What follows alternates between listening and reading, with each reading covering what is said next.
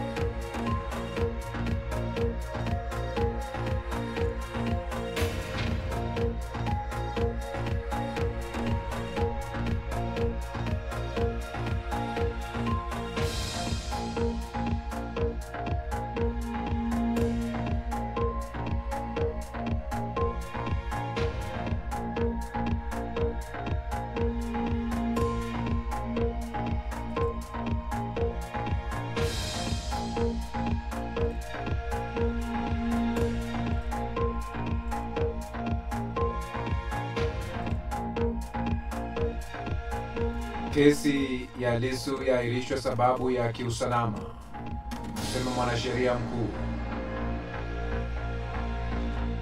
Mkutano wa hali ya hewa wa COP30 unaanza huku ukiwa na hauna malengo mahususi.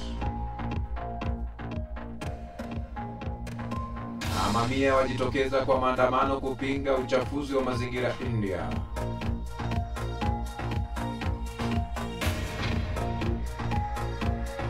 Naam, natumai ubuheri wa afya pote pale ulipo duniani kwa moyo mkunjufu na mikono miwili. Hujambo na karibu kwenye taarifa yetu ya habari kutoka idhaa hii ya Kiswahili ya Radio Fortune Africa. Jina langu ni Kantona Joseph.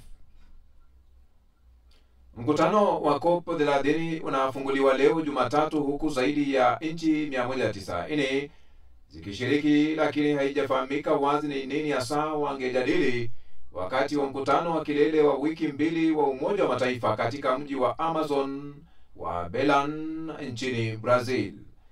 Pia haijulikani ni jinsi ipi watashughulikia masuala ambayo yamekuwa kama majaribu, kama vile hali ya mwaka 2023 wa kuondoa vyanzo vya nishati vinavyochafua mazingira na mahitaji ya ufadhili kuwezesha hilo kufanyika. Nchi kama vile Brazil imependekeza kuwa na nchi zilenge juhudi ndogo ambazo hazijahitaji makubaliano baada ya miaka mingi ya mikutano ya Kopa ambayo inasherehekea kuwa na hadi chungu nzima, lakini nyingi zikiishia bila kutekelezwa. Lago alibainisha kuongezeka kwa muhimu wa Uchina katika mazungumzo hayo, huku Marekani ikiahidi kujiondoa kwenye mkataba wa Paris mwezi Januari, na Umoja wa Ulaya nao ukijitahidi kudumisha azma yake, huku kukiwa na wasiwasi juu ya usalama wa nishati. Mamia ya watu mjini Delhi waliingia mitaani siku ya Jumapili wakipinga uchafuzi wa mazingira, huku ubora wa hewa ukiendelea kuzorota katika mji mkuu wa India na maeneo jirani. Watu wa rika zote wakiwemo watoto walishika mabango na kupiga kelele wakiitaka serikali kuchukua hatua kukabiliana na uchafuzi wa mazingira. Takribani watu 80 walizuiliwa kwa muda mfupi na polisi, ambao wamesema waandamanaji hawakuwa na kibali cha kukusanyika katika eneo husika ambalo ni kitovu cha jiji hilo. Ingawa uchafuzi wa hewa ni tatizo la mara kwa mara kaskazini mwa India, hasa katika majira ya baridi, haya yalikuwa maandamano makubwa ya kwanza kuhusu suala hilo kwa muda mrefu. Ubora wa hewa mjini Delhi na vitongoji vyake ni duni kwa kiasi cha mwaka mzima kutokana na utoaji wa moshi wa magari, vumbi na vichafuzi vya viwandani. Lakini tatizo huwa mbaya zaidi wakati wa majira ya baridi kali, kwa sababu ya wakulima kuchoma makapi ya mazao katika majimbo jirani, pamoja na kasi ya chini ya upepo kunasa vichafuzi karibu na ardhi. Kesi ya uhaini na umkabili mwenyekiti wa chama kikuu cha upinzani nchini Tanzania Chadema, Tundu Lissu, ambayo inatarajiwa kuendelea leo Jumatatu Novemba 10 hii, imeahirishwa hadi Jumatano ya Novemba 12 ambapo itatajwa tena mahakamani. Awali upande wa jamhuri ulipanga kuwasilisha shahidi wa 4 katika kesi hiyo, lakini hilo halikuwezekana kutokana na hali ya sitofahamu iliyoibuka katika maeneo mbalimbali ya Tanzania kufuatia maandamano ya siku 3 yaliyoanza Oktoba 29 mwaka huu. Mashahidi wanaotoka mikoani ya Ruvuma na Mbeya wameshindwa kusafiri katika jiji hilo kutokana na changamoto hizo za kiusalama. Kwa mjibu wa maelezo ya upande wa mashtaka, hali hiyo imeathiri mchakato wa mashahidi kufika na hivyo kufanya kesi ishindwe kuendelea kama ilivyopangwa. Wakili wa serikali mkuu Tawabu Isa ameeleza mahakama kuwa ombi la kuahirisha linalotolewa chini ya kifungo cha 302 cha sheria ya mwenendo wa makosa ya jinai sura ya 20 toleo la mwaka 2023, akibainisha kuwa mashahidi wameshindwa kufika kutokana na sababu zisizo nje ya uwezo wao. Kwa upande wa jamhuri ulioomba kesi iahirishwe kwa siku 14, Jaji Danstan Nduguru aliamua iahirishwe kwa siku 2 na kwamba shauri hilo linaendelea Jumatano ijayo badala ya muda huo mrefu uliotakiwa. Wakili wa Lissu Rugemeleza Anshala ameeleza kuhusu kuahirishwa kwa sababu ya usalama. Amesema wao wameweza kufika mahakamani, maana yake hali inaruhusu wengine kufika mahakamani. Hata hivyo, mwishoni mwa wiki makamu rais wa Tanzania Daktari Emmanuel John Nchimbi akizungumza kwenye mkutano wa nchi wanachama wa Jumuiya ya Maendeleo Kusini mwa Afrika SADC kwamba hali ya nchi hiyo ipo shwari. Unaendelea kusikiliza taarifa hii ya habari kutoka idhaa hii ya Kiswahili ya Radio Fortune Africa, kituo chako kinachokuwa kwa kasi sana duniani. Wakati huu basi tunaelekea katika awamu ya pili ya matangazo yetu ambayo yana kujia kupitia idhaa hii ya Kiswahili ya Radio Fortune Africa na shirikiana na washirika wetu DW kwenye matangazo haya. Indonesia wamemtaja rais wa zamani wa Suharto kuwa shujaa wa taifa, hata ingawa utaalamu wa udikteta umezusha maandamano makali kupinga hatua hiyo.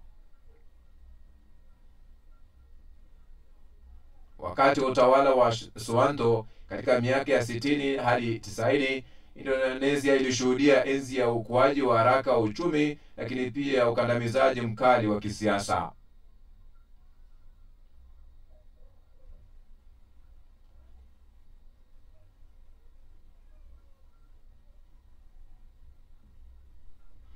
Umoja wa Mataifa umesema mamilioni ya wakimbizi wamekwama kwenye mduara wa migogoro na majanga makubwa ya kimazingira.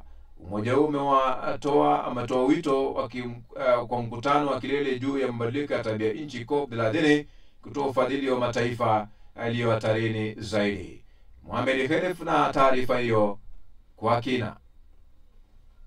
Wakati ulimwengu ukianza mkutano wa 30 wa kilele unaofanyika nchini Brazil.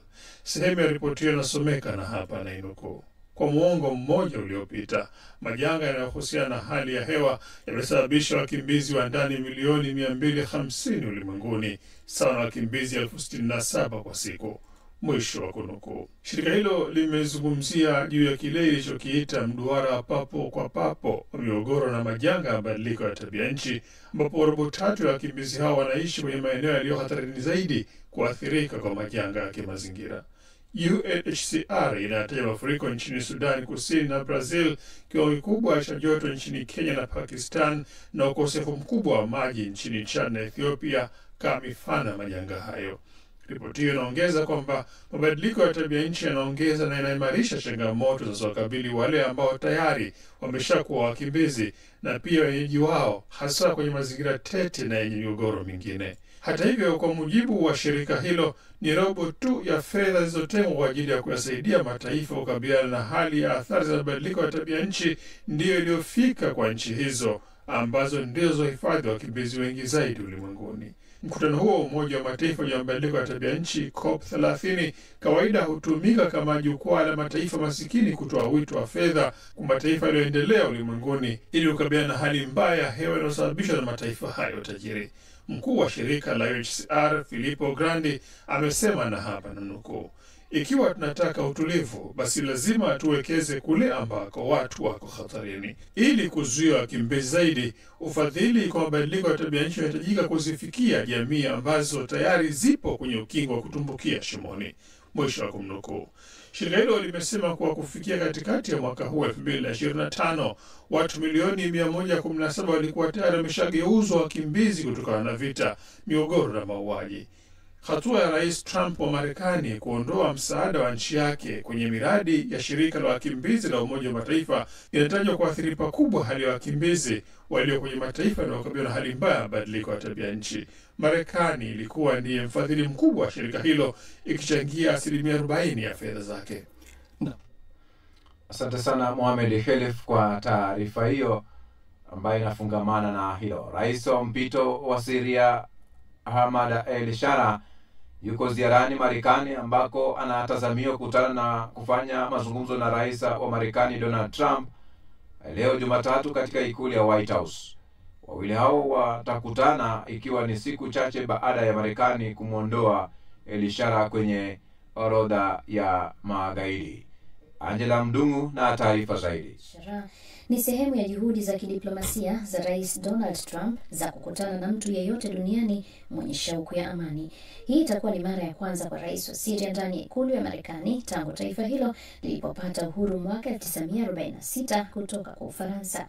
Mkutano wa rais huyo wa mpito wa Syria na Trump unatazamiwa kufanyika baada ya Marekani kuiondolea vikwazo Syria iliyokuwa imeviweka wakati wa miongo kadhaa ya utawala wa familia ya Assad.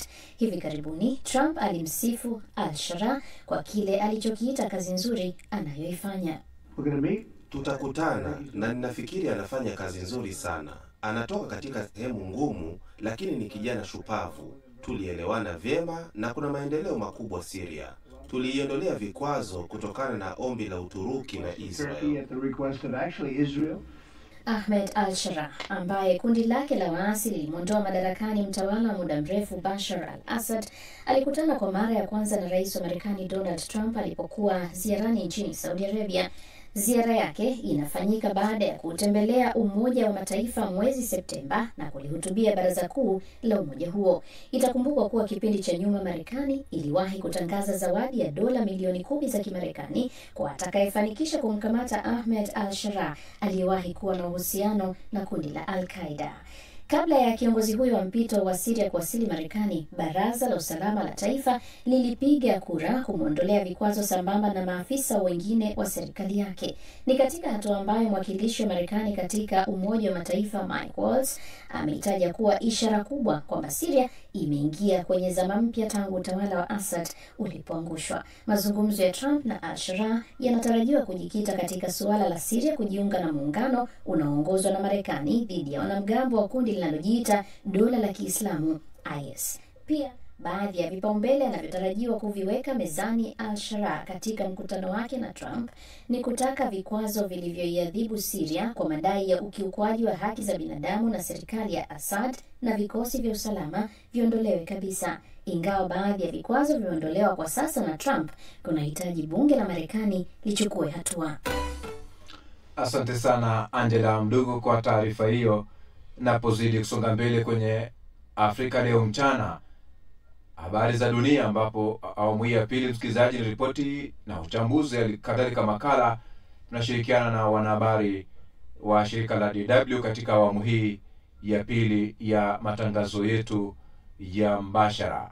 Kanisa Katoliki Jimbo Kuu la Dar es Salaam limefanya misa takatifu la kuombea waliofariki dunia wakati wa uchaguzi mkuu wa Tanzania. Viongozi wa dini mbalimbali katika taifa hilo la Afrika Mashariki wameendelea kuhimiza juu ya amani na maridhiano ya kitaifa. Ibada za jana Jumapili zilifunikwa na mahubiri yaliyokuwa yakilenga kuhusu amani, maridhiano. Florence Majani akiwa Dar es Salaam na taarifa hiyo. Asubuhi, mhashamu askofu mkuu wa kanisa Katoliki jimbo kuu la Dar es Salaam, Judy Tadeus Ruwaichi, amesema taifa limepoteza heshima.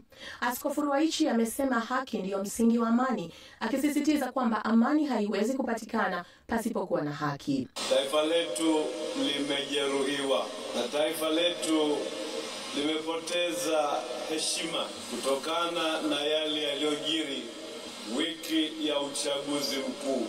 Sio tu limepoteza heshima, lakini limepoteza watu, raia ambao wameuawa kiholela. Katika masimulizi yanayoendelea, wako watu waliouawa wakiandamana, lakini adhabu ya kuandamana sio kifo cha risasi.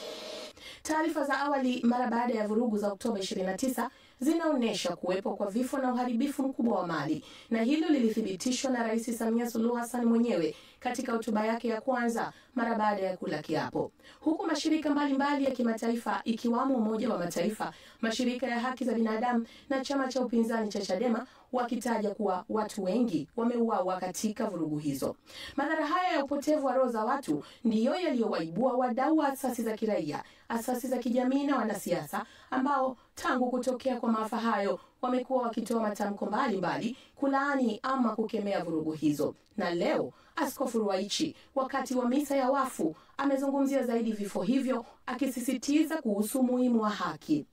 Mnamo Novemba 7, jeshi la polisi lilitoa taarifa kuhusu madhara hayo sambamba na vifo, lakini likaonya kwa wale wenye mipango ya kufanya vurugu.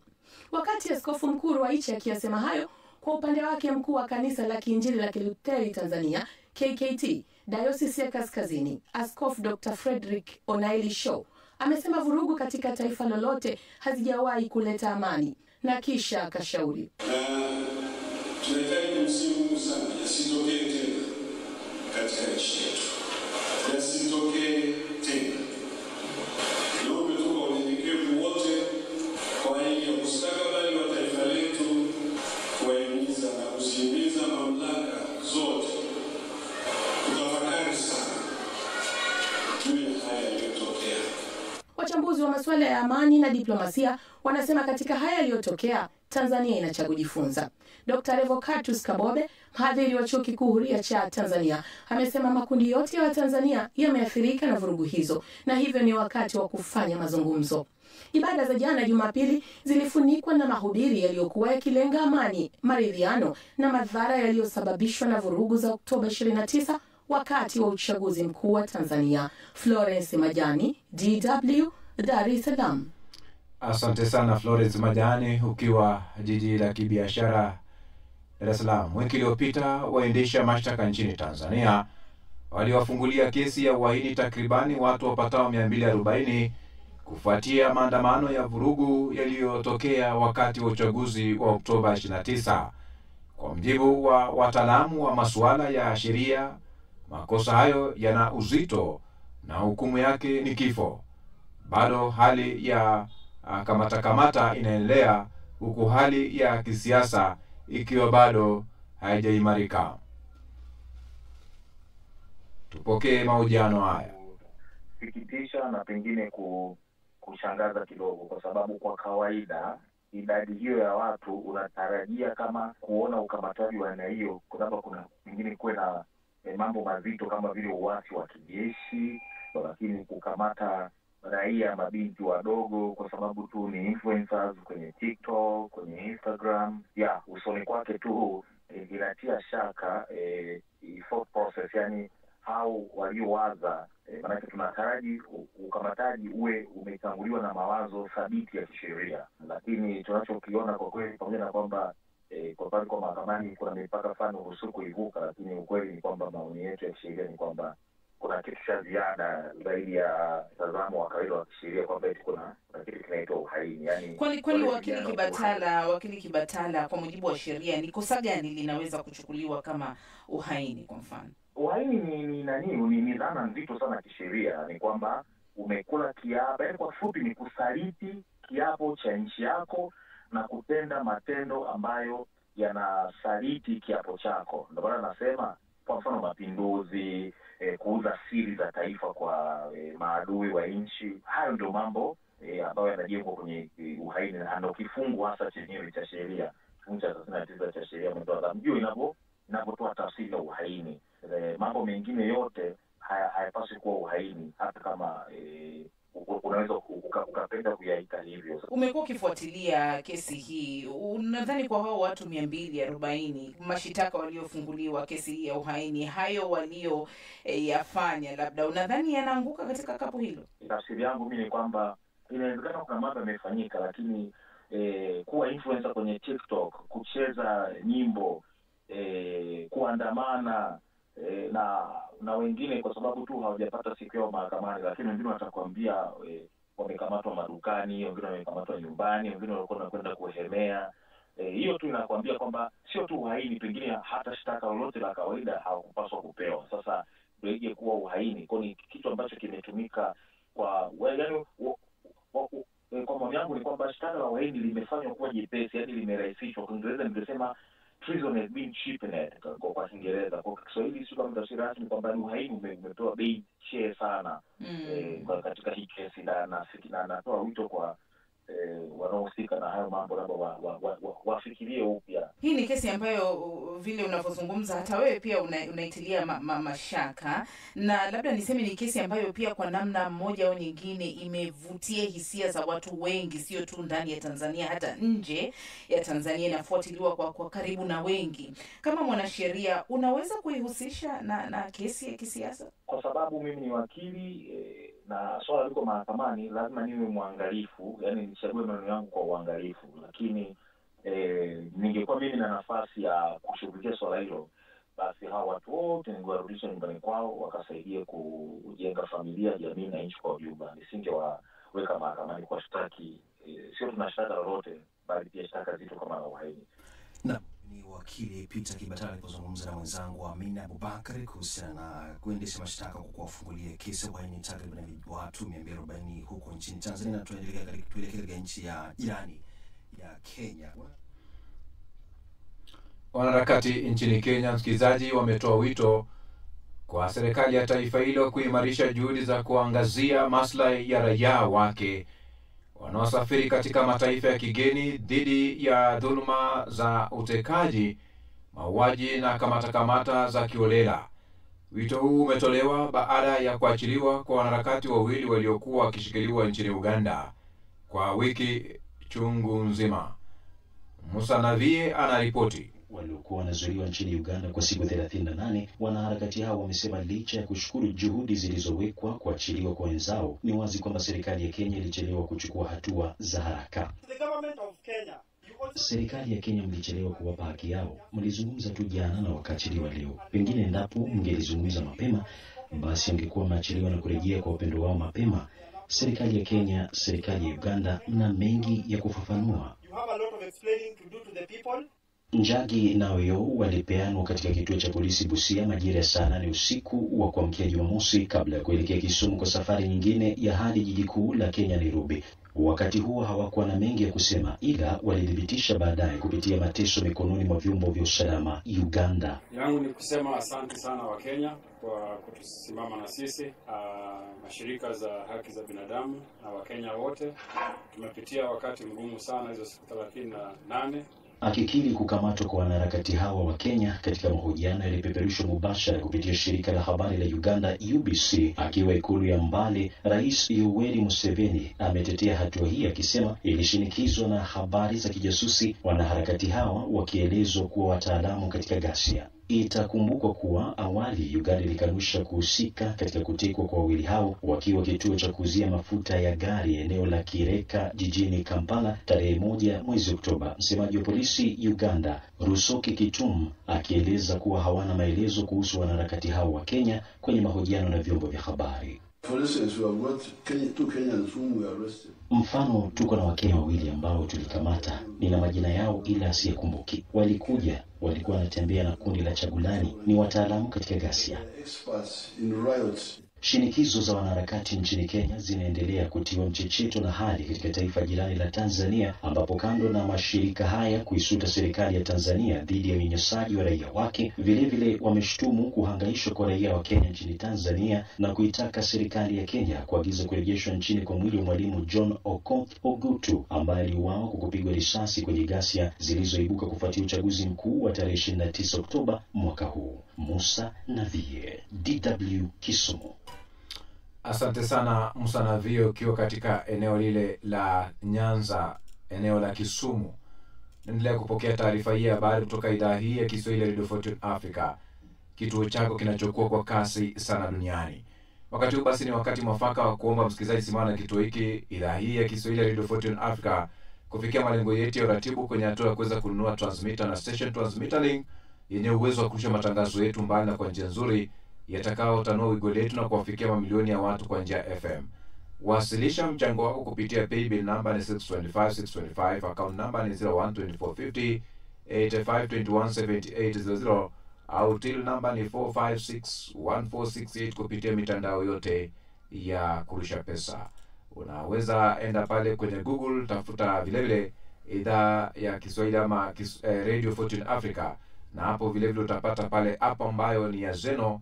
Andamana nayo hadi kwenye ukurasa huo, utapata eneo ambalo linakuelekeza kwamba donate by PayPal.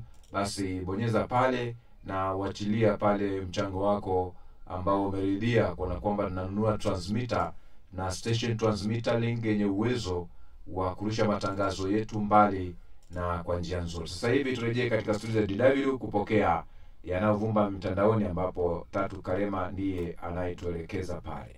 Pia nasema muda wenu wa kufinywa pia uko karibu kufika. Mwaka 2027 mtaona kivumbi. Huu ni wakati wa uchaguzi nchini Kenya. Clara Walda anasema wa Kenya na Tanzania ni ndugu wa damu, mtuache jamani. Na Deviax Devarox anasema nadhani hekima inamfuata huyu seneta lakini anaitoroka. Kulingana naye ni kwamba haoni kama haya maneno ni ya hekima. Unajua nchi zote za Afrika Mashariki ziko kwenye Jumuiya ya Afrika Mashariki. Swali langu linabaki pale pale kwamba kwa hiyo wanaharakati wa Kenya hawapaswi kufuatilia masuala ya haki za Tanzania mfano ama Uganda pengine. Bila shaka ni mjadala wengi wanahoji wakisema kwa nini mvuke mwingie, lakini unajua ni wanaharakati ambao unajumuisha eneo zima. Mbali na hayo lakini Sule, pia tumesikia mengi yanayoendelea nchini Tanzania katika ripoti zetu, ikiwa ni pamoja na kanisa Katoliki kutoa matamshi makali kuhusu kile kilichotokea wakati wa uchaguzi. Kwa hivyo bila kurudia lakini kuelezea zaidi yanayoendelea nchini humo ni kwamba kesi ya uhaini ambayo inamkabili mwenyekiti wa Chadema Tundu Lissu ambayo ilikuwa iendelee leo Jumatatu imeahirishwa. Na awali kesi hiyo ilitarajiwa kuendelea kwa upande wa Jamhuri kusikiliza mashahidi wanne, lakini mashahidi waliopaswa kufika kutoa mikoa ya Ruvuma na Mbeya hawakuweza kusafiri kufika jijini Dar es Salaam wakitaja masuala ya usalama. Kwa hivyo kesi hiyo haiendelei kwa leo. Na hata hivyo mahakama chini ya Jaji Danstan Nduguru haijakubali ombi la serikali la kuahirisha kwa siku 14 na badala yake imeamua kwamba kesi itaendelea kesho kutwa siku ya Jumatano. Tatu tunaambiwa tusome maoni muda kidogo na tupa mkono. Tuanze na mtandao wa YouTube. Anaitwa Amina Mlacha, anasema yeye ni mtaalamu wa kukata kachumbari kutoka Dar es Salaam. Anasema Mungu alinde Tanzania, nchi iliyojaa amani na upendo, kwema kabisa. Anasema koma kabisa pepo mbaya wa maandamano. Huyo anaitwa Masanja Kwanja, anasema hakika inauma sana, inasikitisha sana kuwapoteza watu wetu wasio na hatia. Lakini Ramadhani Mohamed anasema kwani askari waliopoteza maisha nao sio binadamu au hawana ndugu wa kuonea uchungu? Vipi watu walioharibiwa mali zao na kupora mali za waandamanaji? Ama uovu ni kwa wale waliouawa tu? Maneti Magongo Kione akiwa maeneo Iringa anasema hongera sana DW kwa matangazo yenu ya mchana na wapata mubashara kutoka Iringa kupitia Radio Free Africa. Ale Sylvester yuko maeneo Arusha, huyu anasema kimsingi hatua hii ni diplomasia ya Marekani, inaonyesha kutaka kurekebisha uhusiano wa kisiasa na Syria kwa kumkaribisha Ahmed al-Sharab Ikulu, huku ikionyesha mabadiliko ya sera kwa kumtoa kwenye orodha magaidi. Ni ishara ya uhusiano wa kimkakati unaoweza kuanza kuimarishwa. Na Al-Amin Juma Abdalla, huyu akizungumzia wanaharakati wa Kenya walioachiwa huru kutoka Uganda, anasema huwezi kufanya vurugu katika nchi ambayo si yako alafu uachiwe tu. Hizo harakati fanyeni nchini mwenu. Tuishie hapa kwa leo. Kumbuka leo Jumatatu ya michezo, muda usoko mrefu tutakuwa na mjadala hapa kuzungumzia masuala ya kandanda yaliyojiri ulimwenguni wiki hii. Asante sana Sule, wakati ambapo msikilizaji hapa hivi na kupeleka kwenye kiziba mkonga. Kabla ya kupokea mjadala hivi leo, ni masuala ya michezo.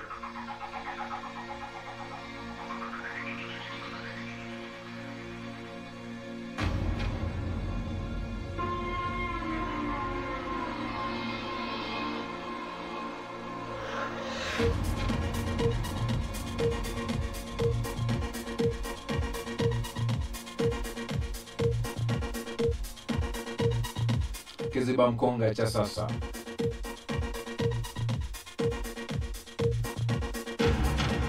Kuna kiwango fulani cha heshima mume humpa mke pale anapoona kuna baadhi ya mambo au maeneo mke anajisimamia na kujitegemea. Utegemezi ukizidi unaathiri heshima.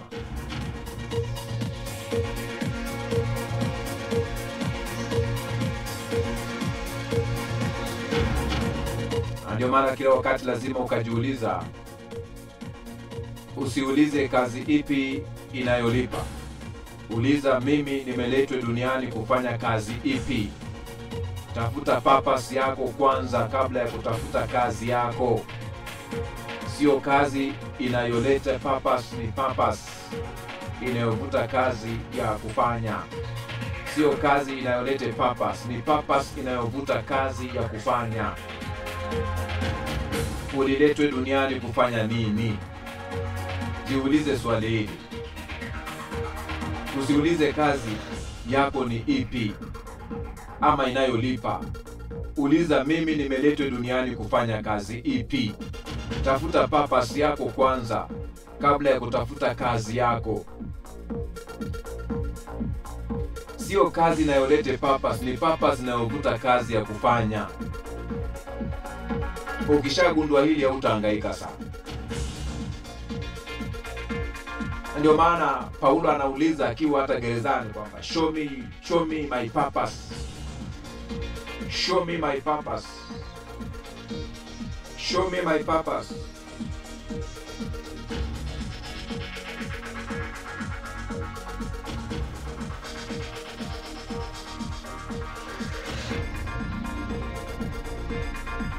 Ishi purpose yako.